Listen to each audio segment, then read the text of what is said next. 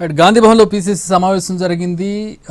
బీసీలకు రిజర్వేషన్కు సంబంధించి వేసిన మంత్రుల కమిటీ నివేదిక అందించింది. నివేదికలో ఎట్లాంటి విషయాలు పొందుపరిచింది, ఎట్లాంటి అభిప్రాయాలు తీసుకుంది, నివేదికలో మంత్రుల కమిటీ ఎట్లాంటి సిఫార్సు చేసింది, మా ప్రతినిధి చారి జాయిన్ అవుతున్నారు గాంధీ భవన్ నుంచి. చారి,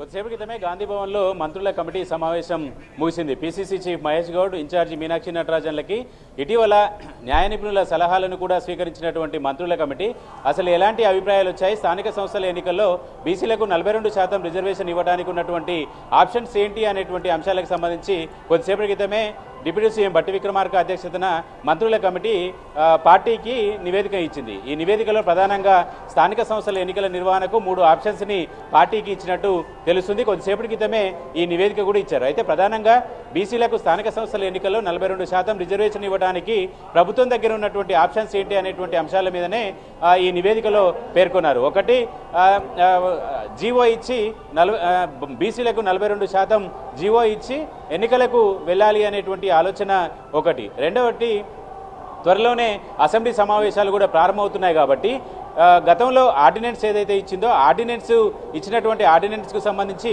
ఇప్పుడు అసెంబ్లీ సమావేశాలు జరుగుతున్నాయి కాబట్టి ఆర్డినెన్స్ చెల్లదు. కాబట్టి ఆర్డినెన్స్ క్రమంలో తెలంగాణలో రిజర్వేషన్కి సంబంధించి 50% స్లాబ్ ఏదైతే ఉందో ఆ 50% స్లాబ్ని తొలగిస్తూ ఒక నిర్ణయం తీసుకోవాలనేటువంటి ఆలోచన కూడా చేసింది.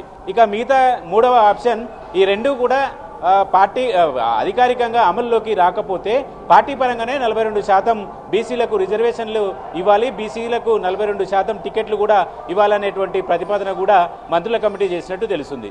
ఇలా స్థానిక సంస్థల ఎన్నికలకు సంబంధించి కాంగ్రెస్ పార్టీ అంతర్గతంగా ఉన్నటువంటి నాయకుల అభిప్రాయాలతో పాటు న్యాయ నిపుణుల సలహాలు స్వీకరించేందుకు వేసినటువంటి కమిటీ కొద్దిసేపటి క్రితమే ఈ 3 ప్రతిపాదనలకు సంబంధించి నివేదికను పార్టీకి అందించింది. Alright, thanks for updates Chari.